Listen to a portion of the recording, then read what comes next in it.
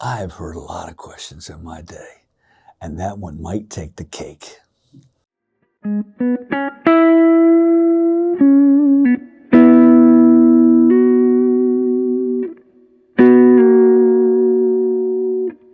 Swadakap, Thailand.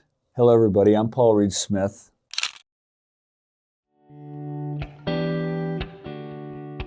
It all started with a guitar making shop, a little garret shop in Annapolis. But we had clients like Carlos Santana and Al Di Meola and Howard Leese. I was told my whole life that if you do something magic, the world will beat a path to your door. It is not true. If you do something magic, you might get a meeting. Maybe they'll take it. That's it, right? So from that, there's 500 people, and there's a lot of really good guitar makers in this building. So we're not trying to be a brand. We're trying to be guitar makers. We're trying to be amp builders. We're trying to be pedal makers. We're trying to do something where you get this instrument and you go, what is this? This is really wonderful. That's the idea, right? And it's not so easy to do. It's complicated. So it started with a single shop doing that all the way to this big place.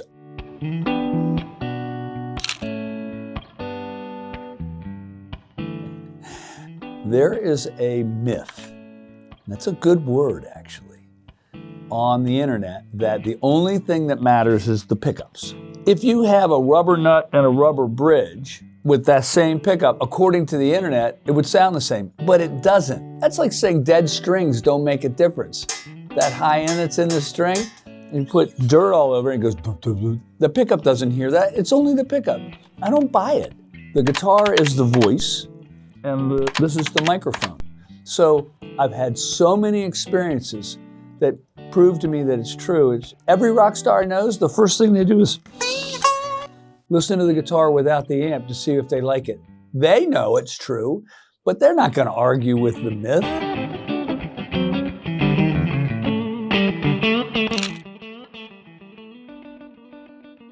If you look on any site, our prices are about the same as everybody else. I mean, the idea that they're way more expensive than everybody else just isn't true.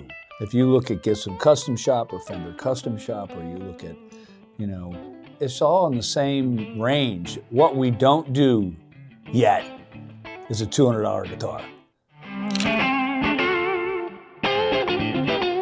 I have no idea what the design would be. I would want to know what he wanted. So, it would be whatever he requested. I would show him what I make, and then he would show me what he plays, and then we would discuss what parts of it would work. When we first made a guitar for Carlos Santana, he only wanted one change. He wanted a specific kind of pickup on it. He really liked the guitar. But there are some people that change the design of every screw. John Mayer's deeply involved when we did the Silver Sky about exactly the shape of the pickguard and the shape of the body and how the neck was going to feel and what kind of pickups were going to be in it and da-da-da-da-da. By the way, what I like about all these people I'm mentioning is they're kings. They don't really care what other people think. They care what they think. And so they're not going to say, well, I looked at it on the internet and the internet says it. No, they would play the guitar and make their own decision. I've heard a lot of questions in my day, and that one might take the cake. Very often we'll have old instruments or old amplifiers here.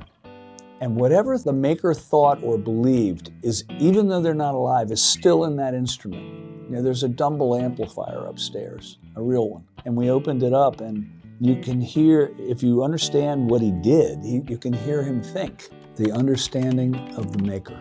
The soul of the instrument is what the maker's beautiful knowledge was installed in that. You can give the same wood to 10 makers and they're all gonna have a different feel when they're done from the skill of the maker. So the definition of brilliance is that you make a leap, and if somebody asks you, you can retrace your steps. You can say, I was thinking this and this and this and this and this. Genius, you make a bigger leap. And so for me, I can pretty much, if you tell me how did you decide that, I can pretty much tell you how I did it every time.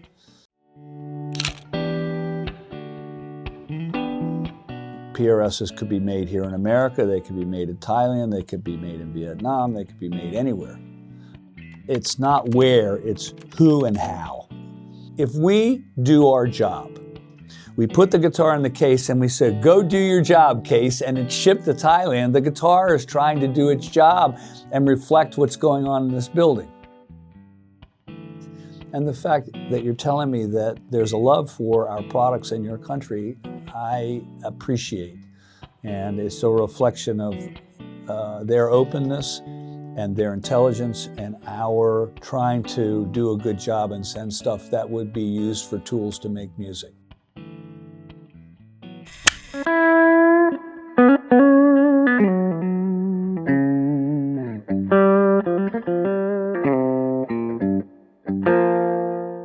Thank you so much. This is Paul Reed Smith from Annapolis, Maryland in the USA, sending out some love towards everybody in Thailand. Bye-bye.